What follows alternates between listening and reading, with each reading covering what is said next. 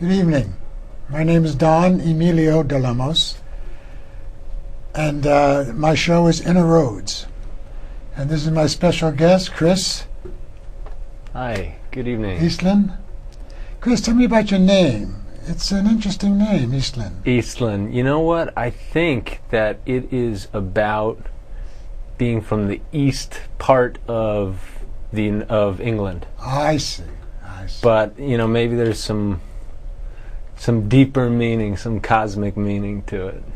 Well, in any event, thank you very much, ladies and gentlemen, for tuning in. I'd like to introduce you to a little song I wrote that I'd like to bring us in on. This is called Husk, which stands for Heaven Usually Sends Kisses. When you're sad, when you're bad, when you think you've lost all the love you've had, heaven usually sends kisses. Heaven usually sends kisses. Heaven usually sends kisses for your love. When you lose, you get to choose another love you won't abuse. Heaven usually sends kisses. Heaven usually sends kisses. Heaven usually sends kisses for your love.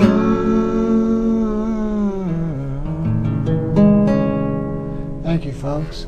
So, this is a brand new show, and this segment is about Chris Eastland.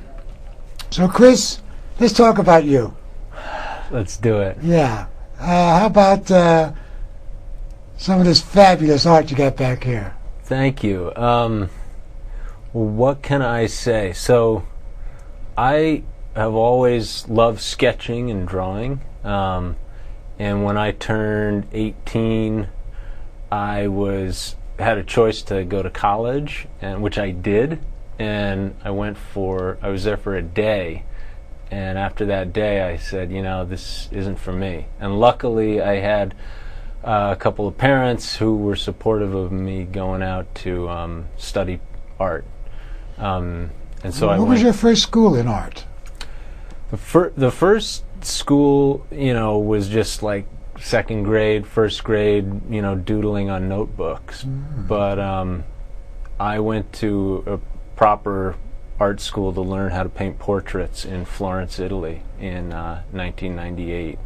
And I stayed there for many years. I can see the diversification in this particular presentation as to this here more abstract. Yeah. So I imagine your talent spreads at least that far, abstractions and portraits. Yeah, so this is a very classical, traditional portrait, and this is something like this would take like about 30 hours sitting with the model and fine-tuning all the little bits and pieces.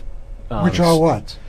So, you start with, the way I paint these is I actually have the canvas right up alongside the person I'm painting.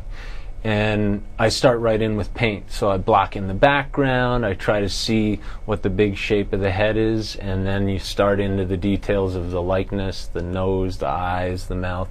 And as it gets tighter and more focused, if you could see up close, which I'll show some of these paintings, but the brush work is what sort of brings the thing to life. Really getting it more focused and fine detail. Explain that, Chris, because I know you use many brushes in a painting, right? Yeah. So each brush actually creates a... So, for instance, like if let's say you're going to want to do something like the neck. You've got this expanse of white, flesh, this peach-colored flesh. You're going to use a big brush, like a wide brush, and just apply that brush across this expansive color. Okay. But if you're painting something like the eyelid or the eyelash line, you need a smaller brush so that you can really get in there. And the whole key is that it's not like you're drawing with a, it's not like you're getting in there and drawing. When I'm painting, I'm actually holding the brush all the way at the end so that it has a lot more sort of expressive quality to the line. And so, that's the traditional portrait thing. These are sketches that I do a la prima. So rather than spending 30 hours, I'm only spending 3 hours, 2 hours on these smaller sketches. I'm outside with the canvas, and I'm using all different size brushes to just put one layer of paint. With these more studied pieces, it's multiple layers. These are one layer. These three are all one. They're just one layer of paint. I don't have a chance to go back and revise things. Gotcha. And in a way, that's kind of, that's why it has that fresher look to it. These are the finished portraits are more focused. They're more studied. And I don't know. I like this fresher, more abstract look, as you say, kind of impressionistic. I mean, but it just reflects your ability. You have a wider range of talent that you possess to put such abstracts and classical paintings together like that. What they say, you have to learn the rules before you break them, and it's taken me a long time. Like I came back from my art school, and for a while I didn't paint at all because, for various reasons, but now that I'm back painting, I'm finding it's really refreshing to get out of the studio, outdoors, and just paint direct and be more impressionistic and quick and more thinking about, from an instinctual standpoint.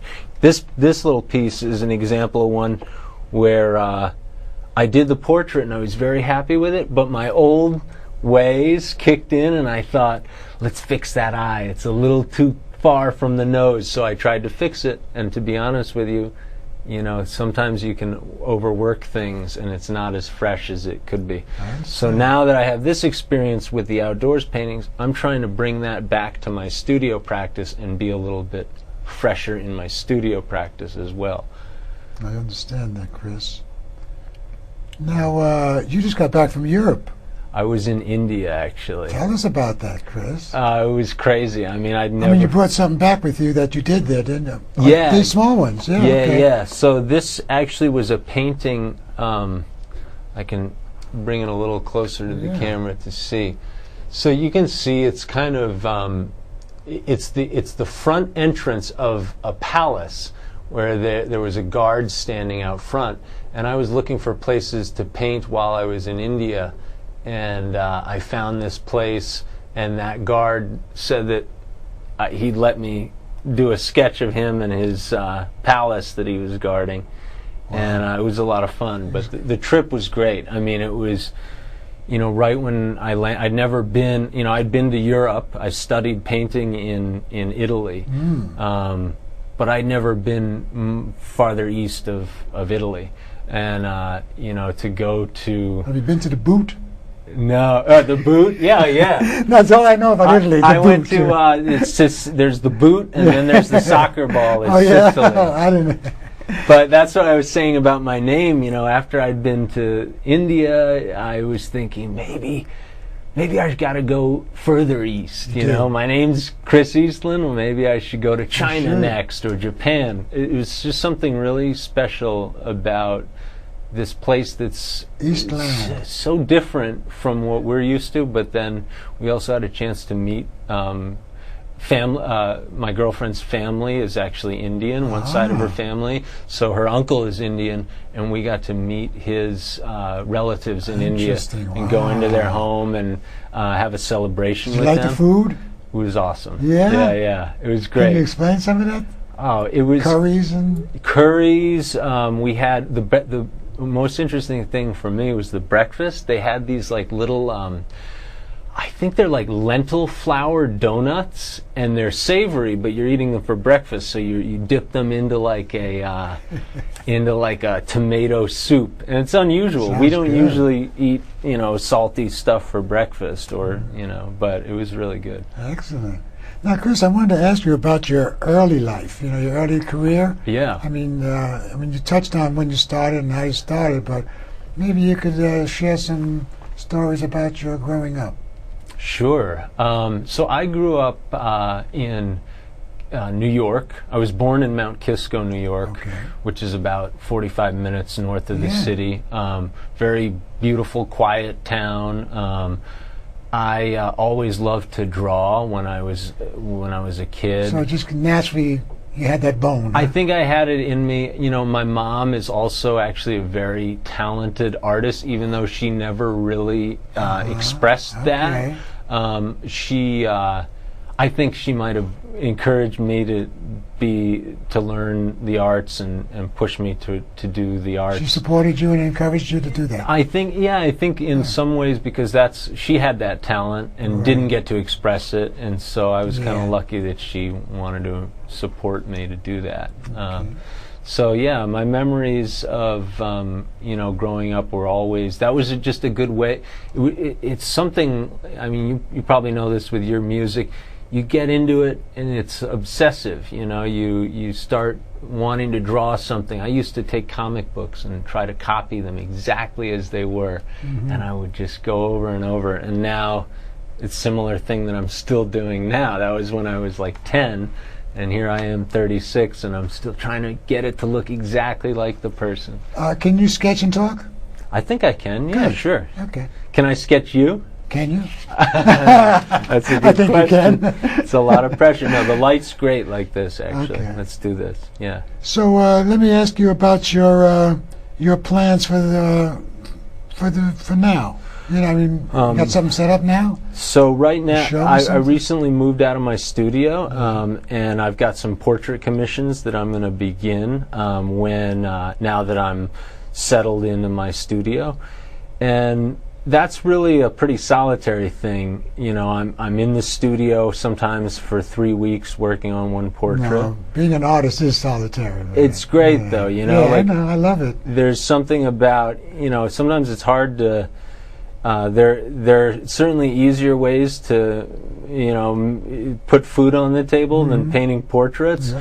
but I find that if I'm not at least doing 3 hours of painting a day somewhere in there, I notice it, you know. Yeah. You feel so much better when you get in and put pen to paper. Yep. Um, Yeah. I mean, that's how I experienced writing these words. You know, I'm a songwriter for many, many, many, many years. I'm an ASCAP member, but lately, in the last couple of years, I haven't you have. picked up the pen. I've just been watching television. Well, Not that- television, but That's know. another thing that I think about too, is that, you know, artists sometimes need time to not do. do, Yes. you know, and it's like, it's weird, but you can get very anxious when you're not doing, but then somehow when you get back to the doing, you It's know, fresh. it's like the seasons, you know. You have a Yeah. winter and you have a spring, and there's sort of a unfolding that happens That's if right. you take And that you have break. slow periods and active periods. you know? Exactly. Yeah. I've learned to relax with those. I need to. Yeah. How do you do it? Because I get so nervous. I'm not painting enough. Whatever. Yeah. You know, Hey. we have our ways, you know, Yeah, how to yeah. relax. But in any event, Actually, that's something that I've been doing a couple of years. You know, we hung out like 5 years ago, but Yeah. I've been doing some sitting practice meditation. Yes. which is helpful for me to do. totally. Sort of get my head sort of tame enough least- to sit down. At least and draw. put your head where it is Yeah, exactly. and notice it, you know? Exactly. And I'm here now and I'm doing not, Totally. you know, and it's okay. And hey, maybe I'm nervous because I'm not painting, but that's the way it is, and it's Here okay. I am. Yeah. Who am I? Nervous. Yeah, Who yeah. am I under these stressful things? It's great. Do you have any future plans?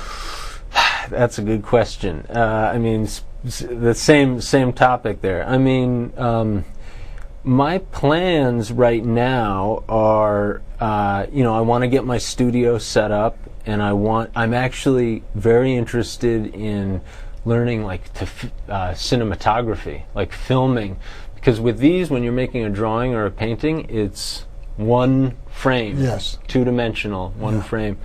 With a camera, you can start to move it around, and you can take a beautiful composition like this And actually have it and vibrate. make it move. Yeah, and it makes, it can talk to you. I like that. I like what you said about combination of oils and paints to give the canvas a vibration that you can actually experience it.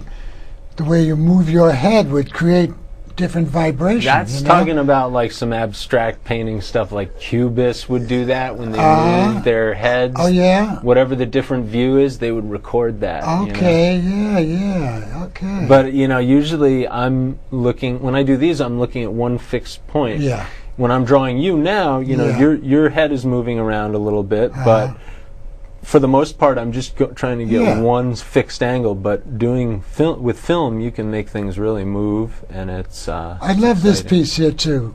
Oh, so thanks. Let's talk about this piece. So this is my friend Maria. I actually painted her children, and I did a couple of portraits of her son and her daughter, and eventually she decided she wanted to have one of herself. So we started that. Probably 6 months ago, actually. What's your email address? My email address? Yeah. So how do people contact you? Oh, the best way to get me is on my website, which is chriseastland.com. It's my name.com, and on there you can see my email address and some of my other Excellent. paintings. Okay, so they can just reach you, and my website is donemiliodelamos.com. How do you spell that? DE space capital LEMOS. Emilio EMILIO and Don. Yeah, that's actually my name, Donald. So Donnie. That's my That's your nickname. That's how I grew up, Donnie. Yeah. I never used Emilio, but until I got older. So if somebody calls you Donnie, you don't mind? It's family. Okay. All right. Yeah, family called me Donnie. Okay. Cool. But it worked out good when I opened my haircutting shop down the Lower East Side on St. Mark's Place. Back in '72, it was Don Emilio Haircutting. Yeah. And that's my name, Don Emilio, Yeah. And the DE is, in Spanish, means of. It's not actually part of my name. Right. Yeah. De Lamos. And is that from the region of Lamos? It's from Galicia, the north of Spain. Okay, yeah. Monforte. There's a castle up there, Castle Lemos. Oh, cool. Have you been there? No, I haven't been there. My brother went there, and it's an old name. Yeah. As he discovered, man, back in Spain, Monforte, Spain. That's where your roots are. That's it. That's where the family name originated from, and they were Sephardic Jews. Wow. And they crossed over when the Queen wanted to throw the Jews out. They crossed over to what was that family's name? My brother discovered this. I haven't got it. It's all right. Yeah. In any event, it has a history. It has actual lineage that. Yeah, that's cool. Yeah. So, as I'm drawing here, it's what you were talking about. If the subject's moving, that makes an interesting challenge. Hey, it's okay if it's blur. Yeah, okay. That's the thing. I've got to learn to be not so rigid. So this is helpful to have you talking. It might not look exactly like you, but. Oh yeah, so these lyrics that were inspirational because Chris told me he was going to do a sketch of me.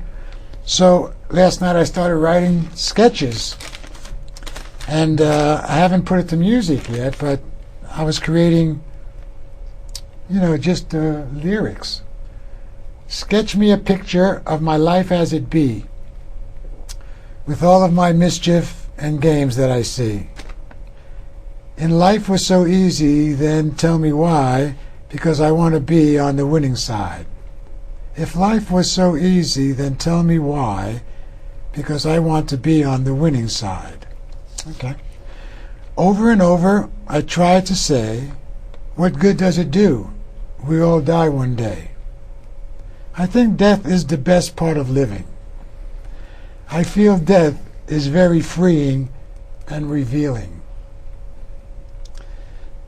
So that's what I came up with on his energy, on Chris's energy, our sketches. Wow. Nice. Yeah. I like that. When you called me last night to confirm about the show, I was actually working on some music. I've been playing drums in a little group, and I'm looking for. Great, Chris.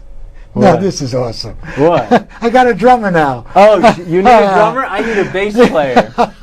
Let me go buy a bass. No, Let's do it. I got a bass. Can you play bass? No, I don't. No, I just play good chords. I've been learning. I learned a really valuable lesson about the drums from my friend who has been kind of teaching me how to play the drums a little better. I've played since I was a kid, but he reminds me to stay on the one. So I'm always getting lost in the details. That's true in my paintings sometimes. Oh, it should always be on the two. Stay to the big picture. Well, yeah. I mean, just the bit. Don't get caught up in the details. It's very important. I learned to dance on the two. Oh, really? How does that work? Like, give me a beat. You do a mambo, and the step is forward with the left, in place with the right, back with the left. Okay, and then you do it with the right, back with the right, in place with the left, like that. So I get up and show it to you, but so if the music is going, what's the mambo sound like? So the music is 4/4 timing. Yeah. But you're only taking 3 steps. Can you do like a little hum of what the bass would be like? Boom, boom, boom. Like, how does that sound? The mambo. Well, it's 4/4 timing. Okay, yeah. But when you're dancing it, you're only taking 3 steps to 4 beats of music. Right. So what you have to do is, when you're dancing on the 2, you carry the 1 beat in your body. Because you're only taking 3 steps, but you got 4 beats. That's interesting. So when you go from 1 to 2, you're carrying the 1 beat and you're landing on the 2. Right. 3, 4, carry 2. 2, 3, 4, 1. Yeah. Carrying it. So you have to feel it in your body. Oh, yeah. And trust that it's there. And that's. Well, you know it's there. You know it's there, but like I think. It's not always that easy when you're I don't know, when you're learning. Do you dance? I mean I don't know how to dance. Okay. You got to teach me. That's the next show. I could. I could. It's very expensive though. Okay. Yeah, because it's very time consuming. Yeah. So have you done that before? Have you taught dance? Yeah, I used to teach for Fred Astaire Dance Studios. Oh, cool. Yeah, but I think I did that for about 8 years. And I've checked out in bronze, silver, and half of gold standard, plus some international quick step dancing. But I've forgotten all of that. That was many years ago. I can do a basic in every dance: mambo, cha-cha, rumba, samba, waltz, tango, foxtrot. I can do the basics, man and woman's parts, and I can teach that. That's awesome. But when you start getting into the dance steps, then it gets complicated. So I'm sure you got to be into it and on top of it. Well, it's all about, like, from what I know, it's about isolating the different muscles and body parts. Like, that's hard work. Man, it's there, and you're working with another person. Yeah. It's there's a lot goes into it, but it's very, very rewarding. It's rewarding when you get it. Very rewarding, man. Yeah. But we got 4 minutes left, Chris. Okay. I don't know. I don't know if I got the likeness here. Let me use these last couple minutes. Can you take your glasses off again? Yeah. Thanks. I'm going to do a song that I wrote called Tangipahoa. It's a river in Louisiana, and it's on that river that me and my lady consummated our togetherness, and we impregnated her. That's wonderful. Which is the child that I brought into the world personally. Oh, wow. 9 months later. That's great. So this song was written about that experience. It's called Tangipahoa. And there's some words in there. Lash palapata means don't drop the hot potato. And what language is that in? This is Creole, cool. New Orleans. And bon temps roulé, let the good times roll. Lash palapata, don't drop the hot potato. And Tangipahoa. Here we go. I hope I can remember this song, because I haven't been playing.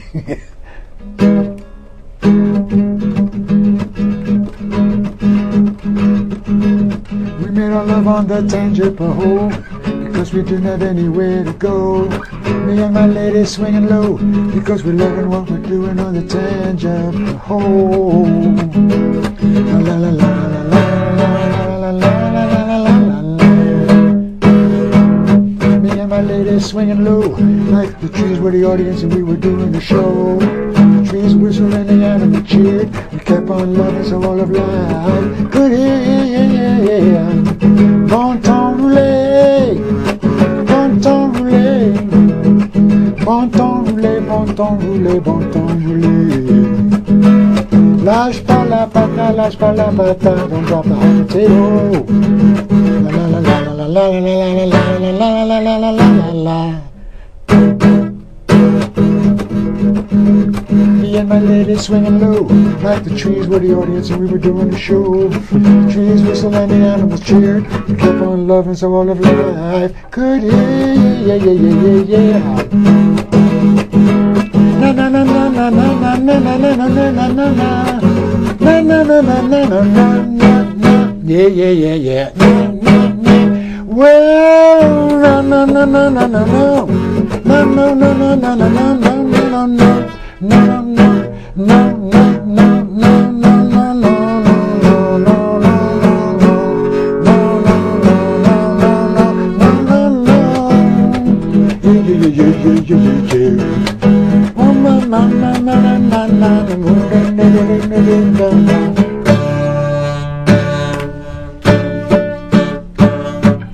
Thank you. Thank you, ladies and gentlemen. We got one more minute here. You want to see what I got? Yeah, I do want to see. right. Show the audience too. I'll show you first. Wow, look at that likeness. It's Chris. all right. It's No, coming you got the along. likeness. You got to give me another couple minutes here. No, thank you, thank you. No, you captured me. Come on. Thanks. It was Show fun. them. Let's see what we get. Is that done? Is that me? What? There he is. Okay, you have to autograph it, sign it. I will. This is yours. Hey, we got the same pen almost. I know. I saw that. That was funny. Can I give you this? Yeah, thank you, Chris. You're welcome. My pleasure. Well, this is fun, love Don it. Emilio. Yes, sir. Okay, we got 24 seconds. You want to play us out? Well, ladies and gentlemen, so the name of the show is Inner Roads, and we're coming back again with the next show. We're going to be cutting Chris's hair. So it's going to be a hair cutting show / art show / creativity trip.